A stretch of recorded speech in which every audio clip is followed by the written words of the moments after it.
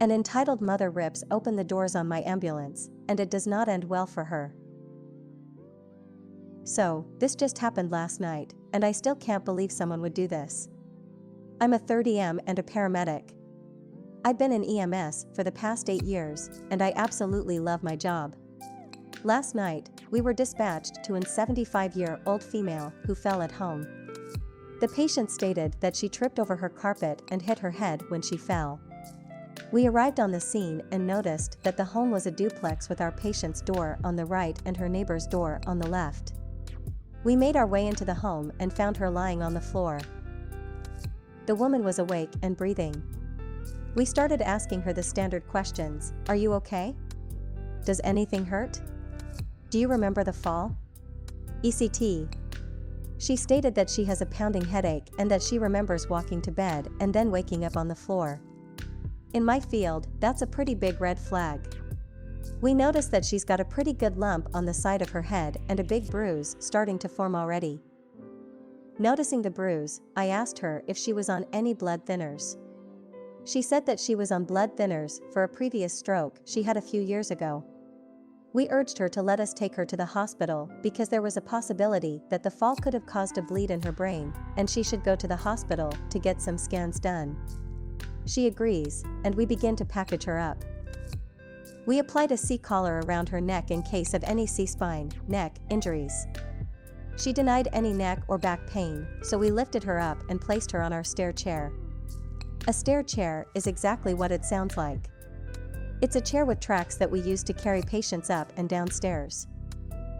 As we were getting her out of the house, her neighbor whipped the door open and started yelling about how she couldn't sleep with all the lights and noises outside. The sound of the stair chair apparently woke her up, and she was not happy about that. My lieutenant walked over to her and apologized and said that we were dealing with a medical emergency and that we would be leaving soon enough. The Karen neighbor then noticed that our patient was her neighbor, and that's when she started yelling about something totally different. The entitled neighbor started yelling, "You can't take her to the hospital. I have errands to run tomorrow, and she needs to watch my kids." My lieutenant again reiterated that we were here for a medical emergency and that her health is more important than her errands. The entitled neighbor let out a loud huff and then slammed the door in his face. We thought that was the end of it. We were wrong. After a few minutes in the back of the ambulance, we told our lieutenant that he could take the engine crew back to the station and that we were going to be heading out in a few minutes. After we checked her vitals, got an 4 going, and started giving her 4 fluids, my partner got out of the back and went up to the driver's seat. About 5 seconds later, the back doors of my ambulance fly open, and who do I see? The entitled neighbor, of course. Apparently, she needed a few minutes to get dressed before coming outside. I yell at her, "What the hell do you think you're doing?" She yells back, "I told you that she can't go to the hospital because she has to watch my kids tomorrow." She then starts trying to pull the cot out of the ambulance with our patient on it. Luckily, she didn't know how to unlatch the cot and couldn't get her out. Our patient says, "I can't watch your kids tomorrow because I fell, and I might be having a stroke."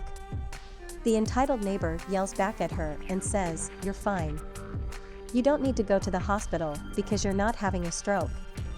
My partner then hears the commotion and goes to the back of the ambulance. He pulls her off the cot, and I slam and lock the doors. You could tell that the entitled neighbor was about to become combative. It's important to know that either the police department or the sheriff's department responds to our calls, too, when it's at night. Because of where we were, it took a few minutes for the sheriff's department to show up on scene, but he got there just in time. I couldn't hear much through the door, but I saw the officer get out of Huss Cruiser with his taser drawn. My partner runs back up to the driver's seat and starts heading to the hospital. The last thing I saw through the back windows was the entitled neighbor stomping towards the officer and then her hitting the ground after being tossed, super satisfying to watch. I was talking with my patient and asked what that was all about, and she said that the entitled neighbor will just drop her 3 young kids off at her house and leave for several hours at a time with no notice. My patient had no idea that she was supposed to watch the kids at all because, again, the entitled neighbor never even gives her a heads up about these things. Like I said in the beginning, this happened last night, so I don't have any updates, but I'll post an update when I learn more. Small update, my contact at the hospital said that the patient does not have a bleed.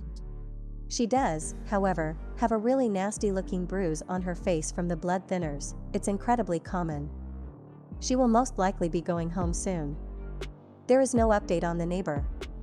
I probably will not hear anything back until my next shift day.